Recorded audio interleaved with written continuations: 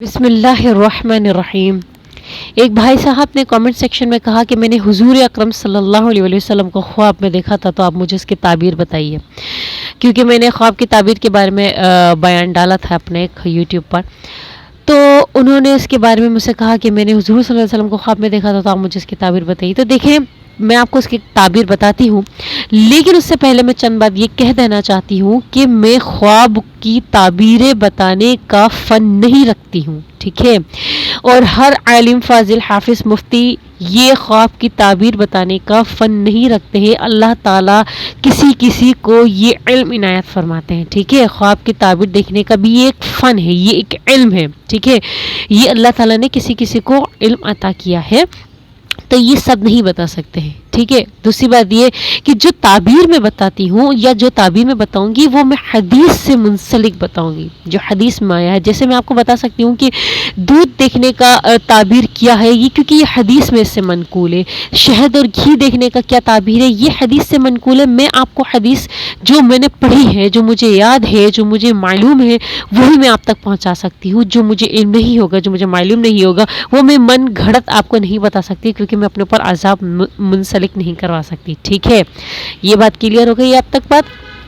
اب کیونکہ میں بتاؤں آپ کو، اور اگر آپ خواب میں یہ دیکھتے ہیں نا کہ میں نے شادی دیکھی یا بیوہ دیکھا یا ایکسیڈنٹ دیکھا یا میں نے کسی کو مارتے دیکھا یا کسی کو قتل کرتے دیکھا، یہ بہت ساری اس طرح کی خواب ہوتے ہیں، تو جس کے بارے میں حدیث میں آتا ہے کہ حضرت انس بن مالک رضی اللہ تعالیٰ عنہ سے روایت ہے، ارشاد فرماتے ہیں کہ ایک شخص آیا حضور اکرم صلی اللہ علیہ وسلم کے پاس، اور اس نے کہا کہ اللہ کے رسول، میں خواب میں اتنی ڈراؤنے دیکھتا ہوں، نیند میں اتنے ڈراؤنے خواب دیکھتا ہوں، اتنے خطرناک خواب دیکھتا ہوں کہ میں اس کی وجہ سے بیمار بھی پڑ جاتا ہوں۔ سمجھ میں آ رہی؟ اتنے ڈراؤنے خواب۔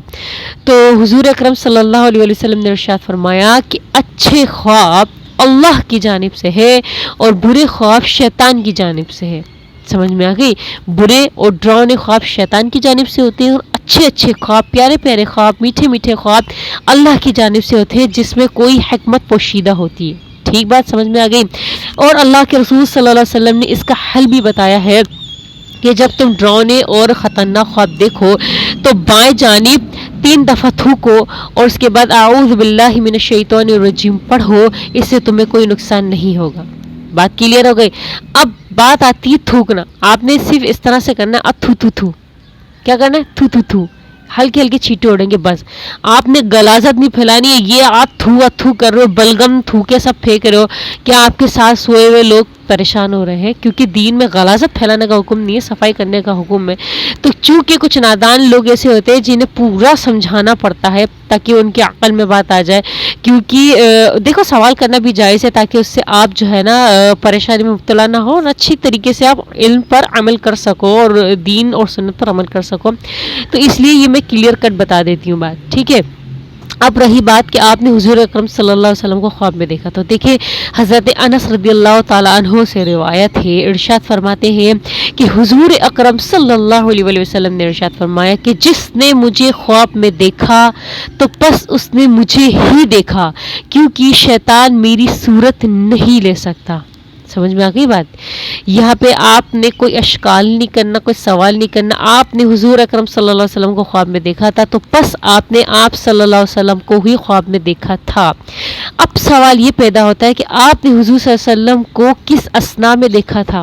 کیا آپ نے حضور صلی اللہ علیہ وسلم کو مسکراتے ہوئے دیکھا تھا یا غضب اور غصے کی حالت میں دیکھا تھا؟ کیونکہ حدیث میں آتا ہے اگر آپ نے حضور اکرم صلی اللہ علیہ وسلم کو مسکراتے ہوئے دیکھا تھا، حدیث میں نہیں آتا، امام صاحب کا کہنا ہے، ابن ماجہ میں ہے اور دوسری کتابوں میں موجود ہے، علماء کرام کا کہنا ہے کہ اگر آپ نے حضور اکرم صلی اللہ علیہ وسلم کو مسکراتے ہوئے دیکھا ہے تو اس کا مطلب ہے کہ آپ کے ساتھ سنت کا کیا ہے، معاملہ اچھا ہے، آپ کے ساتھ دین کا معاملہ اچھا ہے، اور آپ جو ہے آپ کو علم بھی اور کیا ہوگا، آگے ملے گا، ٹھیک ہے؟ لیکن اگر آپ نے غصہ اور غضب کی حالت میں حضور صلی اللہ علیہ وسلم کو دیکھا ہے تو اس کا مطلب ہے کہ آپ نے دین میں کوئی نقصان کیا ہے یا آپ سے دین کو کوئی نقصان ہے۔ ٹھیک ہے. تو اگر ایسی کوئی حالت ہے، اگر آپ نے حضور صلی اللہ علیہ وسلم کو مسکراتے ہوئے دیکھا ہے تو آپ کے لیے خوشخبری ہے. ٹھیک ہے، آپ اچھی ڈگر پہ چل رہے ہیں. لیکن اگر آپ نے حضور صلی اللہ علیہ وسلم کو غصہ اور غضب کی حالت میں دیکھا تھا خواب میں، تو اس کا مطلب یا تو آپ نے دین میں کوئی کوتاہی کی ہے، ٹھیک ہے، یا تو آپ سے دین کو کوئی نقصان ہے. اگر آپ کوئی بدعت کر رہے ہیں یا کچھ ایسا گناہ کر رہے ہیں جس کی وجہ سے لوگ آپ کو فالو کر رہے ہیں، ٹھیک ہے نا، تو اس سے کیا ہو رہا ہے؟ دین میں نقصان ہو رہا ہے. یا آپ نے خود دین میں کوئی نقصان کر بیٹھے ہیں، یا کسی کی حق تلفی کر دی ہے، یا کسی یتیم کا مال غصب کر لیا ہے. یہ میں آپ کو مثال دے رہی ہوں، بہتان نہیں بن رہی آپ اپنے اوپر، یہ میں مثال اس لیے دے رہی ہوں تاکہ آپ اپنے اوپر کام کر سکیں. ٹھیک ہے. اور اگر آپ نے حضور صلی اللہ علیہ وسلم کو مسکراتے ہوئے دیکھا ہے تو آپ کے لیے صرف بشارت ہی بشارت ہے. اور بہت بہت مبارک ہو کہ آپ نے حضور صلی اللہ علیہ وسلم کو خواب میں دیکھا. یہ بہت بڑی فضیلت کی بات ہے. اور اگر کوئی بھی میری بات کسی کو بھی ناگوار گزرے تو میں دل سے معذرت چاہتی ہوں. جزاکم اللہ خیرا، احسن الجزاء فی الدارین. اللہ تعالیٰ مجھے بھی ہدایت دے اور آپ کو بھی ہدایت دے. اور آخری بات یہی کہوں گی کہ خواب کی تعبیر آپ کسی اچھے خواب دیکھنے والے سے جو اس کا علم رکھتے ہو اس سے معلوم کیجئے، مجھ سے معلوم مت کیجئے، کیونکہ میں صرف اور صرف اسپیسیفک خواب کی تعبیر بتا سکتی ہوں جو حدیث سے منقول ہے. ٹھیک ہے.